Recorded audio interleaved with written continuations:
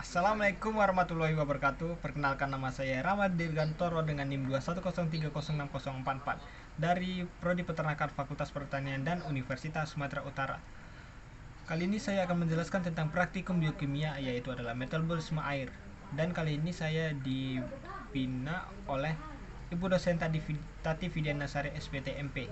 Saya juga berasal dari PTNB. Oke, kali ini kita akan mulai dari soal yang pertama, yaitu adalah jelaskan 3 sistem kompensasi pada tubuh ternak. Jadi sistem kompensasi pada tubuh ternak itu yang pertama ada 3 kan.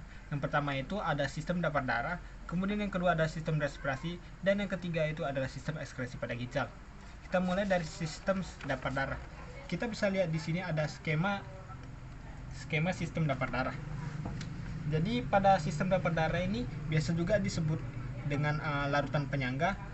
Jadi larutan penyangga tersebut atau sistem dapat darah ini adalah campuran asam lemak dan basa konjugasinya.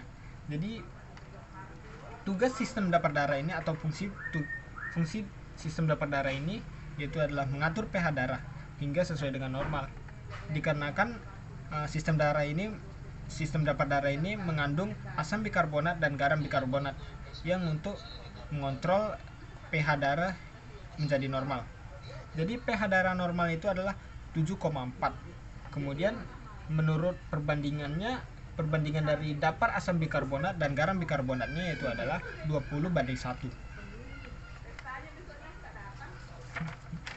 Baiklah, kita akan memasuki bagian yang kedua, yaitu adalah sistem respirasi. Jadi kalian bisa lihat di sini, ini adalah skema sistem respirasi. Jadi sistem respirasi ini kita mulai dari pemasukannya oksigen atau O2 dan keluarnya karbon dioksida atau CO2 dari namanya yaitu alveolus. Kemudian transportasi oksigen dari alveolus ke jaringan, lalu dari jaringan akan mengeluarkan karbon dioksida untuk ke arah alveolus. Begitulah seterusnya. Jadi pada transportasi oksigen dan karbon dioksida akan ditentukan oleh proses difusi udara yang pada tekanan parsial gasnya itu terjadi dalam udara pernapasan. Ya, contohnya tadi seperti pertukaran oksigen dan karbon dioksida. Jadi transportasi oksigen itu akan melekat pada bentuknya itu adalah ikatan atau larutan dalam darah yang melekat pada hemoglobin. Dan kalau transportasi karbon dioksida atau CO2 tadi bentuknya itu seperti bikormina gitu lah, larutan plasma bikormina. Oke, selanjutnya kita akan memasuki sistem sistem ekskresi ginjal. Jadi kalian bisa lihat di sini, ini adalah skema sistem ekskresi ginjal. Jadi sistem ekskresi ginjal ini tugasnya itu adalah mengatur garam bikarbonat pada darah. Jadi yang pertama itu adalah ion H positif akan dimobilisasi di dalam tubulus distal dengan reaksi H positif. Dengan reaksi Na positif. Kemudian yang kedua yaitu mobilisasi ion H positif pada tubulus proksimal dengan pereabsorpsian Na positif.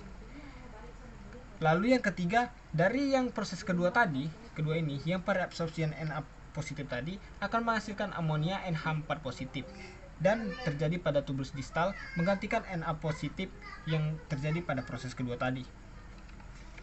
Oke, kita akan memasuki soal yang nomor 2, yaitu adalah jelaskan proses metabolisme air pada ternak. Kita akan masuk pada skema metabolisme air pada ternak atau pada tubuh ternak ya. Jadi air pertama kali akan masuk ke dalam mulut ternak, kemudian akan disalurkan ke saluran pencernaan. Kemudian yang kedua, air akan masuk ke pembuluh darah kapiler dan akan disebarkan ke seluruh tubuh. Kemudian yang ketiga, air akan masuk ke jantung untuk membantu jantung memompa darah ke paru-paru. Hingga dalam paru-paru akan terjadi pertukaran oksigen dan karbon dioksida. Kemudian yang keempat yaitu air akan masuk kepada organ hati. Jadi pada organ hati ini air akan membantu metabolisme karbohidrat, lemak, dan juga protein. Kemudian yang kelima atau yang terakhir yaitu adalah air akan masuk pada ginjal. Jadi pada ginjal air akan membantu menyaring zat sisa, kemudian akan dikeluarkan menjadi urin atau air seni. Baiklah, kita akan memasuki pada yang ketiga, yaitu adalah jelaskan sumber air pada tubuh ternak. Kalian bisa lihat di sini skema sumber air pada ternak. Jadi sumber air pada ternak itu terbagi menjadi 3 juga seperti yang pertama tadi. Cuman kan kali ini berbeda ya. Baiklah, yang pertama itu adalah air minum. Kemudian yang kedua itu adalah air yang terkandung pada pakan, dan yang ketiga adalah air metabolik.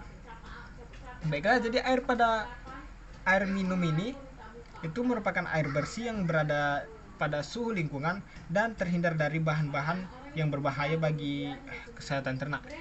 Kalau untuk soal golongan, kita bisa lihat dari beberapa golongan air, maka yang tepat untuk ternak itu adalah air golongan C. Kemudian selanjutnya yaitu air yang terkandung dalam pakan. Jadi contoh air yang terkandung dalam pakan itu seperti pada pakan rumputan, pakan konsentrat, dan jenis pakan yang lainnya yang mengandung air. Kemudian air metabolik. Jadi air metabolik ini merupakan oksidasi dari hasil makanan dan sintesa molekul yang kompleks pada dalam tubuh. Baiklah, kita akan memasuki nomor yang keempat, yaitu bagaimana cara menghitung air metabolik. Jadi kita sudah mempunyai contohnya di sini. Yaitu contohnya bila suatu ransum mengandung 10% protein, 20% lemak, dan 55% karbohidrat, maka jumlah air metabolik yang dihasilkan untuk setiap 100 kilokalori energi metabolik adalah, kalian bisa lihat di sini ada tabel yang merupakan yang berisi dengan zat makanan, air metabolik hasil oksidasinya, rata-rata kalori, dan juga air metabolik per 100 kilokalori energi metabolisnya. Jadi yang pertama itu ada karbohidrat yang memiliki air metabolik hasil oksidasinya yaitu 60 gram. Kemudian ada rata-rata kalorinya yaitu 400 kilokalori. Kemudian ada air metabolik per 100 kilokalori energi metabolismenya itu adalah 15,0. Kemudian yang selanjutnya itu ada protein yang yaitu 42 gram, kemudian 400 kilokalori dan juga 10,5. Pada lemak memiliki 100 gram, kemudian 900 kilokalori dan 11,1.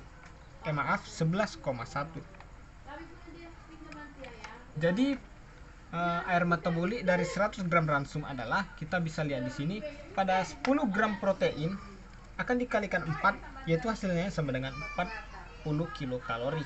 Kemudian yang kedua, pada lemak 20 gram lemak itu akan dikalikan 9, jadi hasilnya sama dengan 180 kilokalori.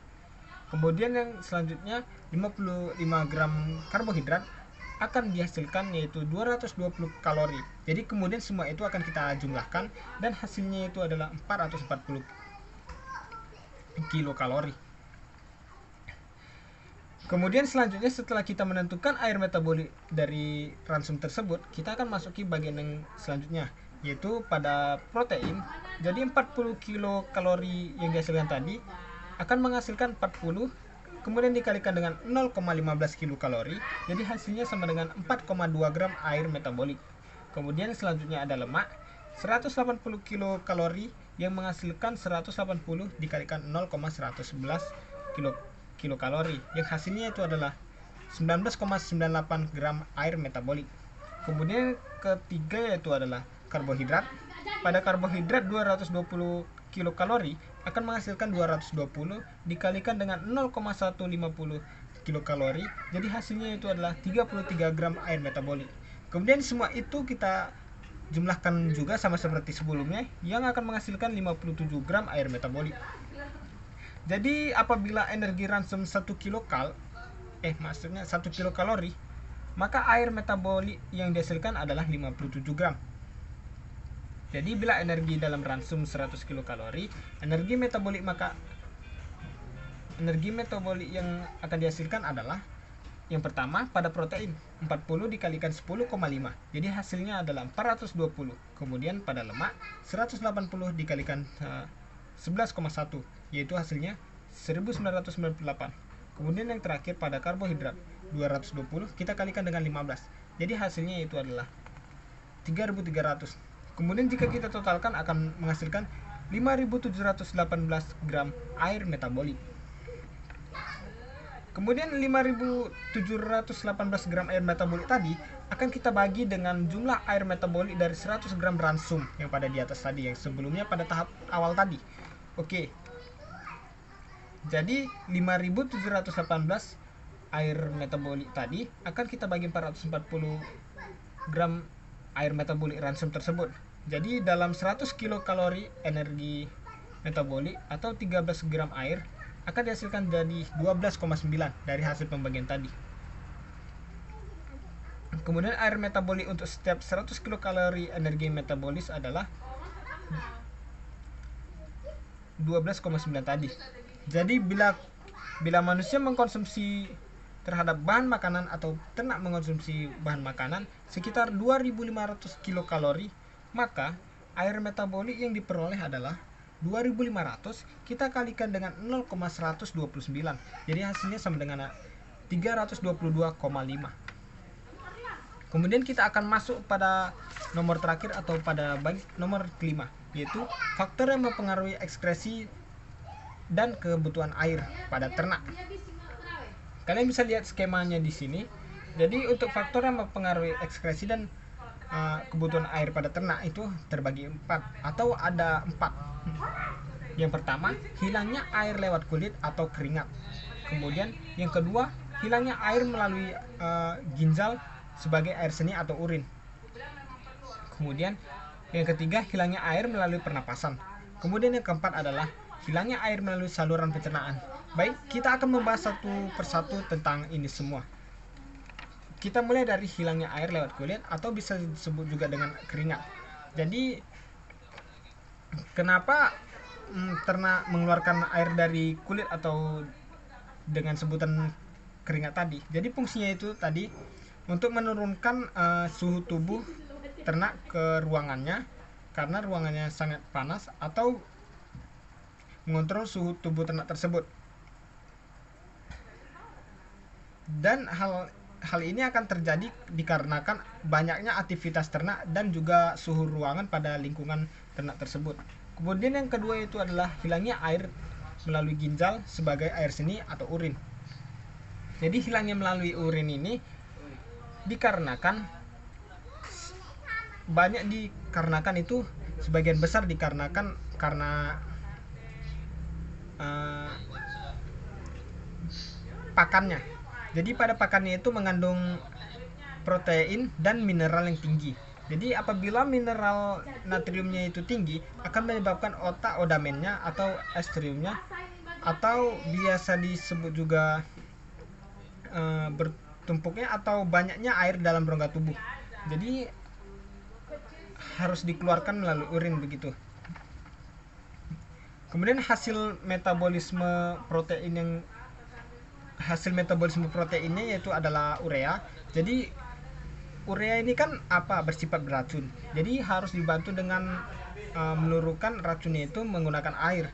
Jadi airnya tadi ini berfungsi untuk membantu menurunkan kadar racunnya, kalau bisa dibilang begitu ya. Kemudian akan dikeluarkan dari air seni. Oke, yang selanjutnya itu hilangnya air melalui pernapasan. Jadi sebagian besar hilangnya air melalui pernapasan ini dikarenakan pada panas juga sih sebetulnya. Tapi hampir 40% ini terjadi pada unggas. Kemudian yang terakhir yaitu hilangnya air melalui saluran pencernaan. Kalau bisa dibilang hilangnya air melalui saluran pencernaan dikarenakan juga pada pakannya juga ya. Jadi pada pakannya mengandungkan serat yang amat tinggi dan banyak. Jika ingin perbandingannya kita bisa lihat pada sapi dan juga kambing. Kotoran atau feses sapi akan lebih basah daripada feses kambing. Hal itu bisa disebabkan karena air akan masuk dari saluran pencernaan dan akan berproses hingga keluarnya atau menyatu dengan feses. Demikianlah penjelasan yang saya bisa sampaikan mengenai praktikum biokimia, yaitu metabolisme air pada ternak atau pada makhluk hidup. Baiklah, apabila ada salah kata saya mohon maaf. Nun walau kalau minggu mayas turun. Assalamualaikum warahmatullahi wabarakatuh.